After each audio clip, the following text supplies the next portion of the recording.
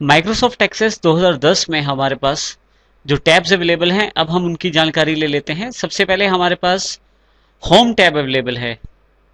देखिए, home tab एक basic tab है जिसके अंतर्गत हमारे पास बहुत सारे ग्रुप्स हैं, जैसे views, clipboard, sort and filter, records, find और टेक्स्ट फॉर्मेटिंग। व्यू से जैसे आपने देखा था, हमारे पास टेबल्स, क्वेरीज, फॉर्म्स और रिपोर्ट्स के लिए अलग अलग तरह के व्यूज अवेलेबल होते हैं। उनमें आप कोई भी व्यू सिलेक्ट कर सकते हैं अपनी आवश्यकता अनुसार। मेरे पास यहाँ एक क्वेरी ओपन है। अगर मैं इसको डिजाइन व्यू में ओपन करना चाहता हूँ तो यहाँ से व्यू से कर सकता हूँ और नीचे की तरफ क्लिक करके फिर से डेटा शीट व्यू में दोबारा खोल सकता हूँ। इसी तरह से आप चाहें तो क्लिपबोर्ड सेक्शन का कट कॉपी पेस्ट के लिए इस्तेमाल कर सकते हैं। जिस चीज को आप सिलेक्ट करना चाहते हैं सिलेक्ट कर लें पहले उसे, उसके पश्चात कॉपी क्लिक करें, जहां आप प्लेस करना चाहते हैं वहां रखें और पेस्ट पे क्लिक कर दें। आपके पास वो जो उसका डुप्लीकेट है अवेलेबल हो जाएगा। इसी तरह से आप कट भी कर सकते हैं। जैसे अनिल को यहाँ से हटाना चाहता हूँ, यहाँ से मैं कट पे क्लिक कर देता हूँ और जहां मुझे रखना है वहां सेलेक्ट करके पेस्ट पे क्लिक कर देता हूं। मेरे पास वहां अनिल का नाम अवेलेबल हो जाएगा। मैं अपने जो हेडिंग्स हैं, जो कॉलम्स हैं या जो हमारी फील्ड्स हैं, उनके साथ फिल्टर भी लगा सकता हूं। फिल्टर के लिए सिर्फ मुझे सिलेक्ट करना है फिल्टर बटन को। तो देखिए, हमारे पास यहाँ फिल्टर ओपन होकर अवेलेबल हो जाएगा। जिस फील्ड को हमने सिलेक्ट किया हुआ है उस फील्ड से रिलेटेड हमारे पास फिल्टर अवेलेबल हो जाएगा। मैं ट्रेनर आईडी को सिलेक्ट कर लेता हूँ, फिल्टर पे क्लिक कर देता हूँ। देखिए, ट्रेनर आईडी अवेलेबल हो गए हैं। मैं यहाँ सिलेक्ट ऑल हटा देता हूँ, सिर्फ वन पे क्लिक करके ओके कर देता हूँ। तो ट्रेनर आईडी वन से जो रिलेटेड रिकॉर्ड्स हैं वो सारे मेरे पास अवेलेबल हो जाएंगे। आपके पास जो फिल्टर रिजल्ट आया है उसको आप टॉगल कर सकते हैं यहाँ से। देखिए, यहाँ से फिर से आप सभी रिकॉर्ड्स दोबारा खोल सकते हैं और दोबारा टॉगल करने पे जो आपने फिल्टर लगाया था उसके अकॉर्डिंग रिजल्ट अवेलेबल है। फिल्टर हटाने के लिए दोबारा मैं ट्रेनर आईडी को सिलेक्ट करता हूँ, फिल्टर पे क्लिक करता हूँ, सिलेक्ट ऑल करके ओके कर देता हूँ। इसके लिए आप यहाँ ऊपर की तरफ क्लिक कर सकते हैं, यहाँ से भी आप फिल्टर को खोल सकते हैं। ट्रेनर आईडी के कोने पे देखिए, यहाँ नीचे छोटा सा एक त्रिकोण का निशान है। यहाँ अगर मैं क्लिक करूँ तो मेरे पास फिल्टर वाला बॉक्स फिर से खुल जाएगा। मैं यहाँ से भी फिल्टर कर सकता हूँ अपनी आवश्यकता अनुसार। जिस फील्ड को आप ऑर्डर वाइज लगाना चाहते हैं उस फील्ड को क्लिक कर लें। सॉर्ट एंड फिल्टर ग्रुप के अंतर्गत आप सेंडिंग पे क्लिक करें तो देखिए सारे रिकॉर्ड्स असेंडिंग ऑर्डर में अवेलेबल हो जाएंगे। डिसेंडिंग में क्लिक करेंगे, सभी डिसेंडिंग ऑर्डर में अवेलेबल हो जाएंगे। मैं चाहूं तो यहाँ सिलेक्शन टूल का यूज भी कर सकता हूँ स्पेसिफिक सिलेक्शन के लिए। जैसे देखिए, मैं ट्रेनर आईडी को सिलेक्ट करता हूँ, सिलेक्शन बटन पे क्लिक करता हूँ, मेरे पास काफी सारे ऑप्शन अवेलेबल हैं। बाय डिफॉल्ट ये पहली वैल्यू के अकॉर्डिंग इसने उठा लिए हैं, इक्वल 5, डजंट इक्वल 5 और लेस देन और इक्वल 5, ग्रेटर देन और इक्वल टू 5। मैं लेस देन और इक्वल टू 5 सेलेक्ट कर लेता हूं तो देखिए मेरे पास वो ट्रेनर आईडीज अवेलेबल हो गए हैं जो लेस देन और इक्वल टू 5 हैं। इसी तरह से यदि आप दोबारा यहाँ क्लिक करके सिलेक्ट ऑल कर लें तो आपके पास सारे रिकॉर्ड्स अवेलेबल हो जाएंगे। अगर आपके रिकॉर्ड्स में कुछ भी चेंजेस हुए हैं तो रिफ्रेश ऑल करके आप उन चेंजेस को रिफ्लेक्ट कर सकते हैं। रिफ्रेश ऑल जब भी आपके डेटाबेस में कुछ चेंज हुआ है और आपकी क्वेरी में अभी तक रिफ्लेक्ट नहीं हो पाया, रिफ्रेश ऑल करें तो आपके पास वो चेंजेस भी रिफ्लेक्ट हो जाएंगे। आप चाहें तो यहाँ से न्यू रिकॉर्ड, यदि आप नया रिकॉर्ड एंटर करना चाहते हैं तो न्यू पे क्लिक करें। देखिए, आपके पास सबसे नीचे न्यू रिकॉर्ड की जगह हो गई है। या कोई भी नया रिकॉर्ड आप एंटर कर सकते हैं। देखिए, जैसे मैं यहाँ एक रिकॉर्ड एंटर करना चाहता हूं तो यहां से मैं रिकॉर्ड टाइप करके नया रिकॉर्ड डाल सकता हूं। जो चेंजेस हुए अगर आप सेव करना चाहते हैं तो यहाँ क्लिक करें, सेव हो जाएंगे आपके चेंजेस। यदि आप कोई रिकॉर्ड नहीं चाहते हैं तो उसके लिए आप सिलेक्ट करें रिकॉर्ड को। देखिए, यहाँ मैं कॉर्नर पे लेफ्ट हैंड साइड पे रो पे क्लिक करता हूं जब मैं, तो ये पूरी की पूरी रो सिलेक्ट हो जाती है। यदि आप किसी पर्टिकुलर सेल को सिलेक्ट करें तो वो नहीं हो पा रहा है यहाँ पे। रिकॉर्ड डिलीट करने के लिए आप उस रिकॉर्ड को यहाँ लेफ्ट हैंड साइड से सिलेक्ट कर लें जिस रिकॉर्ड को आपने डिलीट करना है।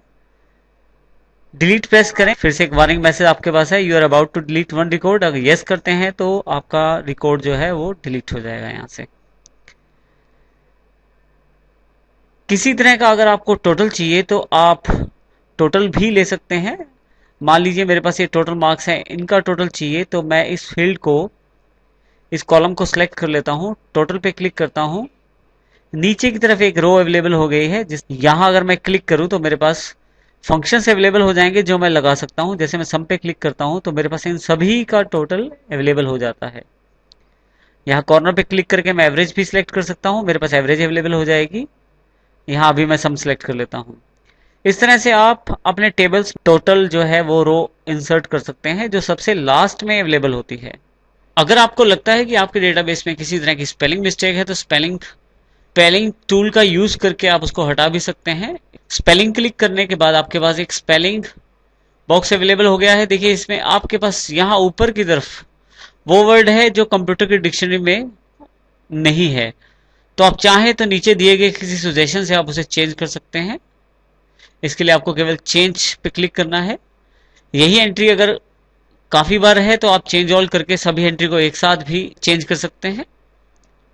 इग्नोर करने पे इस एरर को स्पेलिंग के द्वारा इग्नोर कर दिया जाएगा। इग्नोर ऑल के का अर्थ है कि अगर कोई जो एरर है आपका वो एक से अधिक बार है तो वो इग्नोर ऑल करके सभी अकरेंस पे उसको इग्नोर कर दिया जाएगा। किसी भी वैल्यू को ढूंढने के लिए आप फाइंड ग्रुप के अंतर्गत फाइंड टूल का प्रयोग कर सकते हैं। आप क्लिक करें फाइंड पे, जिस वैल्यू को ढूंढना है उसे आप फाइंड वर्ड बॉक्स में टाइप करें और फाइंड नेक्स्ट पे क्लिक करें। तो जहां जहां इसे वैल्यू मिलेगी आपको सिलेक्शन के द्वारा वैल्यू दिखाई जाएगी। इसके साथ ही लुक इन में आपके पास क्लिक करें तो आपके पास दो ऑप्शन अवेलेबल है, करंट फील्ड और करंट डॉक्यूमेंट। करंट फील्ड का अर्थ है केवल उस फील्ड से जो फील्ड आपने सेलेक्ट की है। करंट डॉक्यूमेंट का अर्थ है पूरे के पूरे टेबल में या क्वेरी में। मैं यहां फीस कॉलम को सिलेक्ट कर लेता हूं, फाइंड पे क्लिक करता हूं तो और यहां से मैं करंट फील्ड सिलेक्ट कर लेता हूं। तो केवल फीस कॉलम के अंतर्गत ही वैल्यू को ढूंढा जाएगा। देखिए 221 जो एक बार मिल गया है उसे मैं यहां 21 ढूंढने की कोशिश करता हूं। देखिए यदि मैं इसे करंट डॉक्यूमेंट कर देता हूं तो ये बाकी फील्ड्स में भी उस वैल्यू को ढूंढेगा। इस तरह से आप इसको प्रयोग कर सकते हैं। इसी के साथ मैच में नीचे तीन ऑप्शन अवेलेबल है, any part of the field.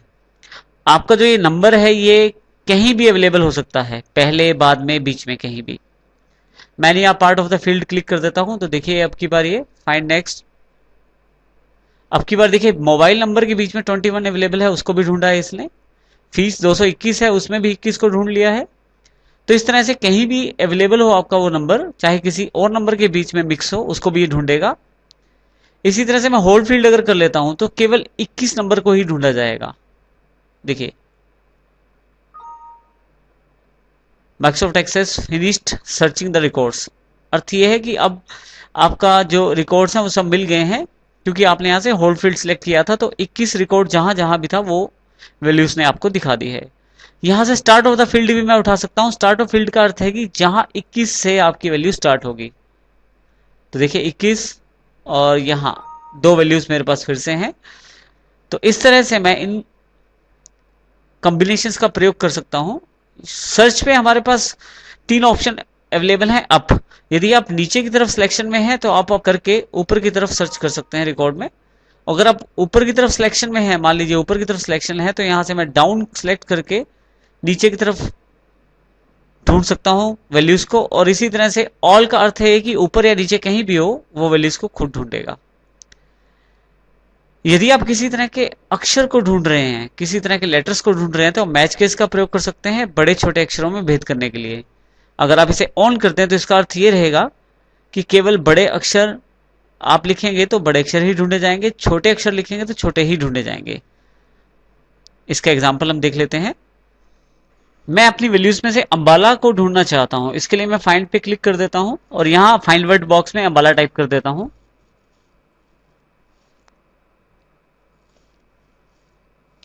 और फाइंड नेक्स्ट शुरू करता हूं। देखिए यहां पे जितने भी अंबाला के वैल्यूज हैं उन सबको सिलेक्ट करके आपको दिखाया जाएगा।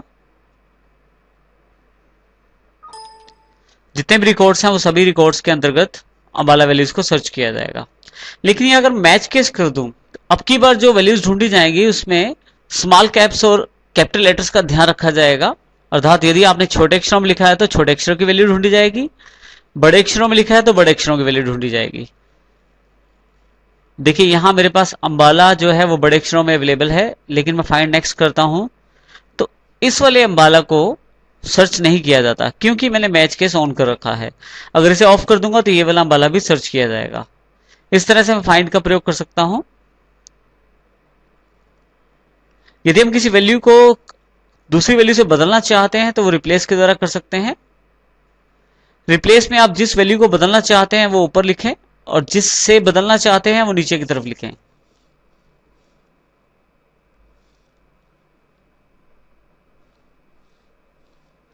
देखिए मैंने राजपुरा टाइप कर दिया है। अंबाला जिसको मैं वैल्यू को ढूंढ के बदलना चाहता हूं और मैं राजपुरा से उसे बदलना चाहता हूं। यहां पे एक एक एंट्री फाइंड करके उसे रिप्लेस कर सकते हैं अपनी आवश्यकता अनुसार। देखिए मैं रिप्लेस कर देता हूं। आप चाहे तो जितनी भी अंबाला की एंट्रीज हैं उन सबको एक साथ बदल सकते हैं राजपुरा से, रिप्लेस ऑल पे क्लिक करके। और जैसे ही यस करते हैं आपके पास एंट्रीज वो अवेलेबल हो जाती हैं। इस तरह से आप रिप्लेस का प्रयोग कर सकते हैं।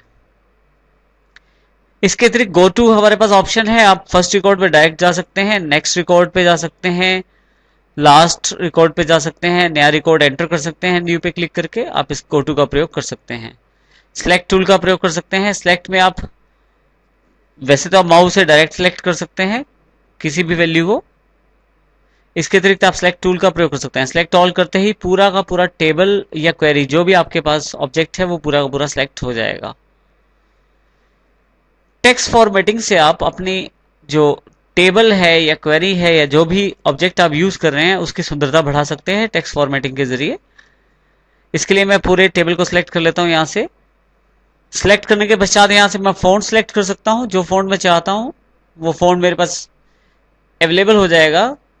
इसी तरह से मैं साइज भी सेट कर सकता हूं फील्ड्स का, और bold, italic, underline, basic option आप कलर भी कर सकते हैं इसमें जो कलर आप चाहते हैं। इस तरह से आप बेसिक फॉर्मेटिंग टेक्निक्स का प्रयोग कर सकते हैं जो आप चाहते हैं अपनी फील्ड्स के लिए। देखिए यहां मैं थोड़ा सा स्पेस इसका बढ़ा देता हूं। किसी भी फील्ड को सिलेक्ट करें और लेफ्ट सेंटर राइट का प्रयोग करके आप उस फील्ड में अलाइनमेंट सेट कर सकते हैं। आप चाहें तो यहां से ग्रिड लाइंस को ऑन ऑफ कर सकते हैं इस बटन से, ग्रिड लाइन वाले बटन से। देखिए हमारे पास यहाँ ग्रिड लाइंस दिखाई दे रही हैं। अगर मैं यहां से ग्रिड लाइन नन कर देता हूं तो सभी लाइनें हट जाती हैं, पतली पतली जो लाइनें अवेलेबल थी। ग्रिड लाइन में केवल हॉरिजॉन्टल कर देता हूं तो सिर्फ हॉरिजॉन्टल सेक्शन में देखिए लाइनें अवेलेबल हो गई हैं। इसी तरह से ग्रिड लाइन वर्टिकल कर देता हूं तो केवल वर्टिकल ग्रिड लाइंस अवेलेबल हो गई हैं। अगर मैं बोथ कर दूं तो दोनों तरफ की ग्रिड लाइंस मेरे पास अवेलेबल हो जाती हैं। तो ग्रिड लाइन टूल का प्रयोग करके मैं इन ग्रिड लाइंस को ऑन ऑफ भी कर सकता हूं। हमारे पास यहाँ अल्टरनेट रो कलर भी अवेलेबल है। अगर मैं यहाँ कॉर्नर पे क्लिक करूं तो रोज का कलर भी मैं चेंज कर सकता हूं अल्टरनेट बेस पे। अब यहां से इसकी सेटिंग कर सकते हैं।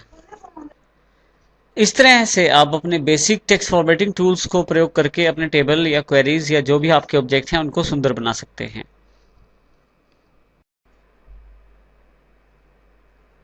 नेक्स्ट टैब जो हमारे पास अवेलेबल है वो है एक्सटर्नल डेटा के रूप में। इसमें हम अपने डेटा को इंपोर्ट भी कर सकते हैं और अपने डेटा को एक्सपोर्ट भी कर सकते हैं। यानी कि हम अपने डेटा को दूसरे फॉर्मेट से एक्सेस फॉर्मेट में लेके आ सकते हैं और हम चाहे तो अपने एक्सेस वाले डेटा को एक्सपोर्ट करके दूसरे फॉर्मेट में ट्रांसफर भी कर सकते हैं या दूसरे फॉर्मेट में कन्वर्ट भी कर सकते हैं। इसके लिए आप एक्सटर्नल डेटा पे इंपॉर्टेंट लिंक का प्रयोग कर सकते हैं। देखिए यहाँ पे काफी सारे फॉर्मेट हैं जैसे Excel, ODBC, text file, XML. इसके अलावा भी काफी सारे फॉर्मेट अवेलेबल हैं। मैं एक्सेल पे क्लिक कर देता हूं। जैसे ही मैं एक्सेल पे क्लिक करता हूं तो मेरे से जानकारी मांगी जाती है कि फाइल कहां पड़ी है जिसको मैं इंपोर्ट करके एक्सेस में लाना चाहता हूं। ब्राउज पे क्लिक करता हूं। कंपनी डेटा मेरी फाइल है, इसको सिलेक्ट करके मैं ओपन कर लेता हूं। ओके कर देता हूं। जैसे ओके करता हूं देखिए हमारे पास यहाँ सभी वर्कशीट्स अवेलेबल हो गई हैं जो उस एक्सेल की फाइल में अवेलेबल हैं। सभी वर्कशीट यहाँ अवेलेबल हो गई हैं। मैं यहाँ पहली शीट पे क्लिक कर देता हूं, नेक्स्ट पे क्लिक कर देता हूं। देखिए यहाँ एक ऑप्शन आपके पास अवेलेबल हो गया है। क्या आपकी जो पहली रो है क्या वो हेडिंग अपने पास रखती है? यदि रखती है तो यहाँ से आप सिलेक्ट करके उसे यहाँ पे एक्सेस हेडिंग्स में कन्वर्ट कर सकते हैं, एक्सेस के कॉलम के नाम में कन्वर्ट कर सकते हैं। नेक्स्ट। जैसे हम नेक्स्ट करते हैं आपके पास जो आपने डेटा इंपोर्ट किया है उनकी फील्ड से रिलेटेड ऑप्शंस अवेलेबल है। आप चाहें तो फील्ड का नाम चेंज कर सकते हैं। उसकी डेटा टाइप अपने रिक्वायरमेंट के अकॉर्डिंग रख सकते हैं। आप उसको इंडेक्स कर सकते हैं, और यदि आप चाहे तो स्किप भी कर सकते हैं इंपोर्ट फील्ड को।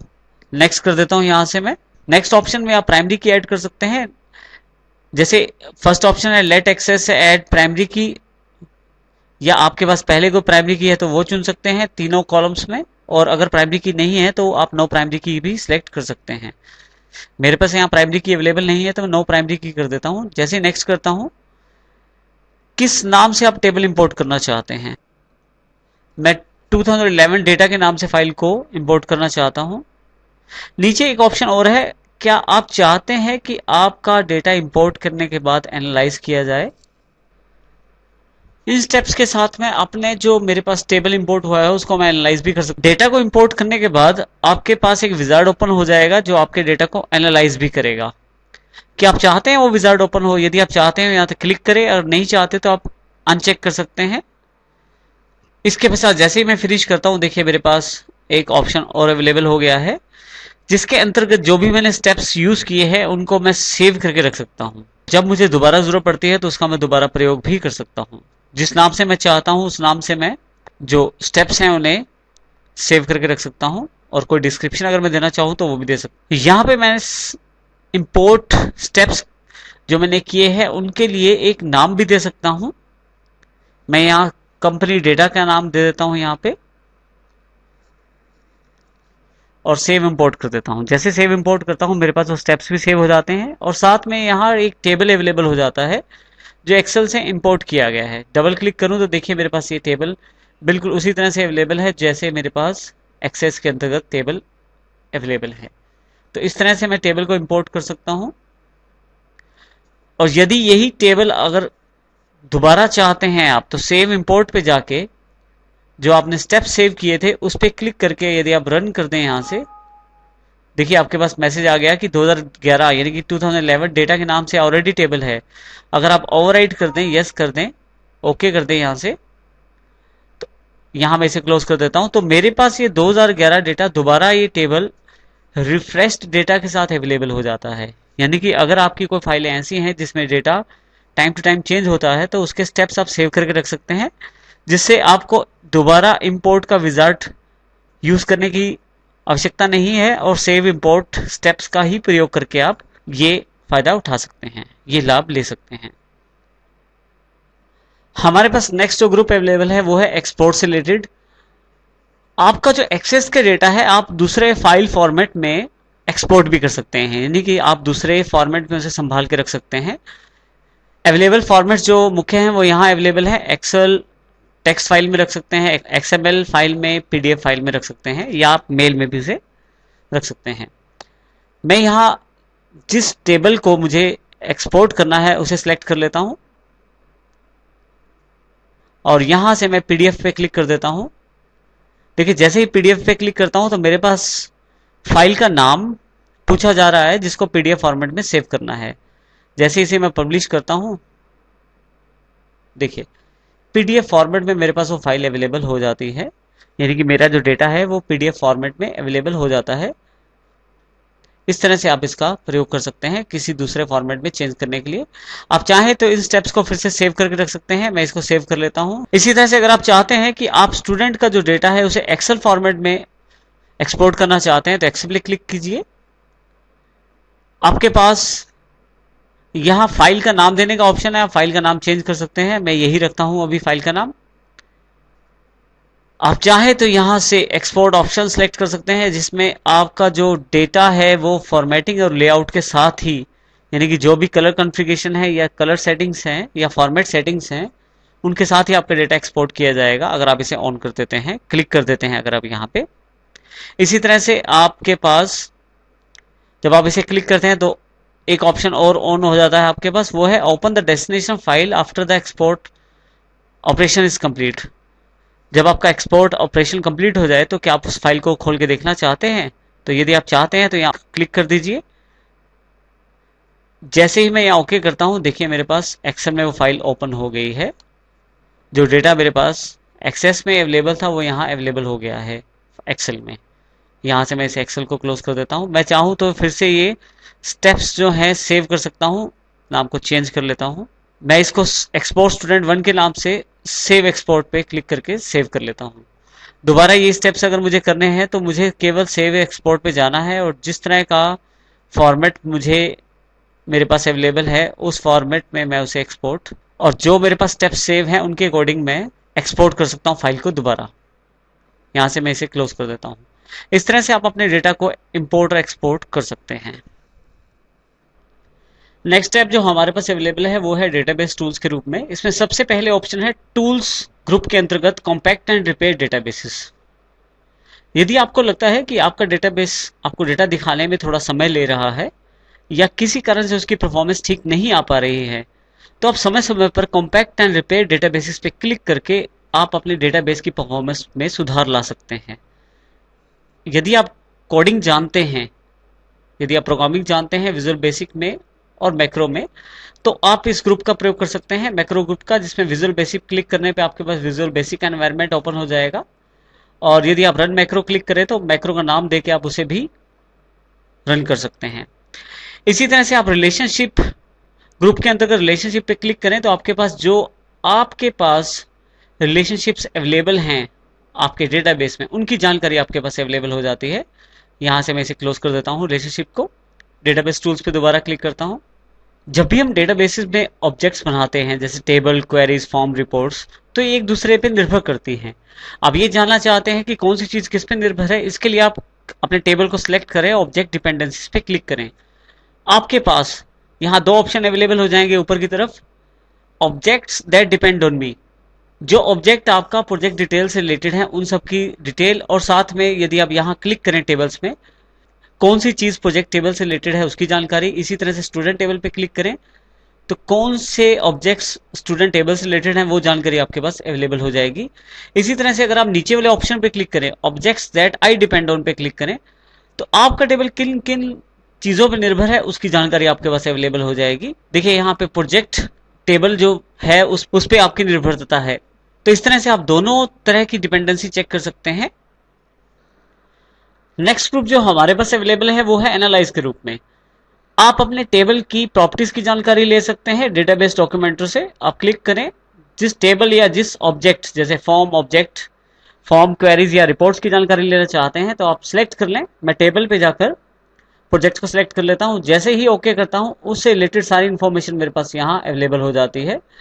उस टेबल की प्रॉपर्टीज, उस टेबल के कॉलम्स, उनकी डेटा टाइप्स वगैरह सभी इंफॉर्मेशन आपके पास अवेलेबल हो जाती है।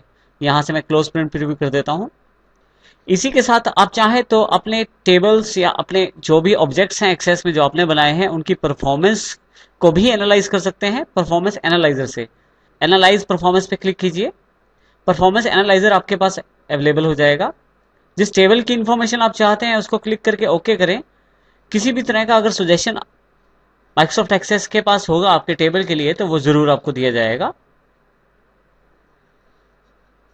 आप चाहे तो अपने टेबल के स्ट्रक्चर को ठीक कर सकते हैं, उसमें सुधार ला सकते हैं, और इसके लिए आप एक्सेस भी आपकी मदद करता है।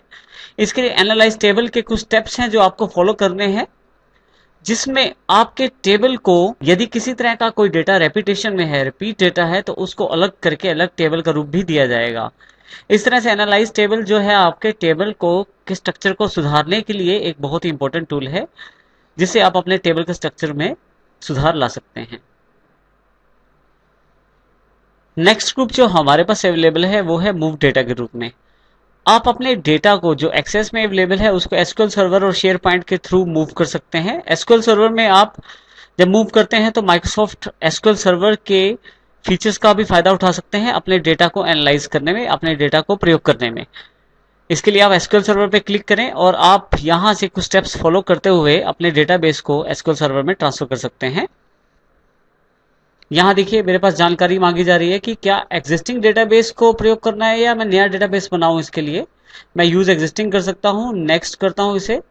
तो मेरे पास डीएसएन नाम मांगा जा रहा है। अगर मेरे पास ये इंफॉर्मेशन अवेलेबल है तो मैं डीएसएन के जरिए माइक्रोसॉफ्ट एसक्यूएल से जुड़ के अपना डेटा जो है वो ट्रांसफर कर सकता हूं। और अगर मैं नया डेटाबेस सिलेक्ट करता हूं, नेक्स्ट करता हूं, तो देखिए मेरे पास यहाँ पे बेसिक एसक्यूएल सर्वर की डिटेल्स देनी है, अपने सर्वर का जो नाम है वो बताना है, और उसके अतिरिक्त अपना आईडी और पासवर्ड देकर मैं इस डेटाबेस का जो डेटा है वो एसक्यूएल सर्वर डेटाबेस में भी प्रयोग कर सकता हूं, और एसक्यूएल सर्वर डेटाबेस में वो नया डेटाबेस क्रिएट कर सकता हूं उसके लिए। इसी तरह से एक्सेस डेटाबेस का प्रयोग भी किया जा सकता है। इसके अंतर्गत आप एक लाभ और भी उठा सकते हैं। डेटाबेस स्प्लिटर की सहायता से जब आप क्लिक करते हैं तो एक डेटाबेस स्प्लिटर आपके पास ओपन है। इसकी सहायता से आप अपने डेटाबेस को स्प्लिट कर सकते हैं, जिसमें टेबल्स जो है वो अलग अलग डेटाबेस में अवेलेबल हो जाएंगे और बाकी सभी ऑब्जेक्ट्स इसी डेटाबेस में अवेलेबल हो जाएंगे। स्प्लिट डेटाबेस क्लिक करते ही आपसे उस डेटाबेस का नाम मांगा जाता है जो आप दूसरा डेटाबेस आप बनाना चाहते हैं। तो जो भी डेटाबेस आप बनाना चाहते हैं उसका नाम दें, स्प्लिट पे क्लिक करें। डेटाबेस स्प्लिट हो गया है, ये जानकारी आपको दी जा रही है।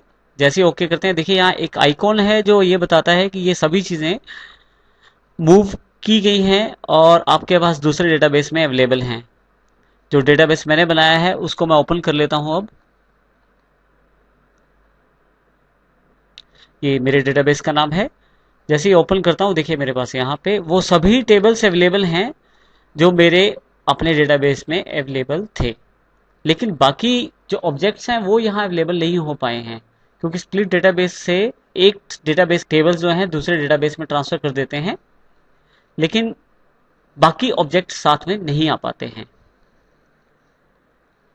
इसके साथ शेयर पॉइंट का ऑप्शन भी अवेलेबल है एक्सेस में। आप शेयर पॉइंट पे क्लिक करें। यहां पे आपको उस वेबसाइट का एड्रेस बताना है जो आपका शेयर पॉइंट है, जिससे आप शेयर बाकी यूजर के साथ जुड़ेंगे। वेबसाइट का एड्रेस देके बेसिक डिटेल्स मांगी जाएंगी, वो जानकारी देके आप इसको as a SharePoint use कर सकते हैं, जिससे आपका डेटा है ऑनलाइन भी शेयर हो सकता है। तो इस तरह से आप मूव कर सकते हैं अपना डेटा शेयर पॉइंट के साथ भी, और इस तरह से आप डेटाबेस टूल्स का प्रयोग कर सकते हैं।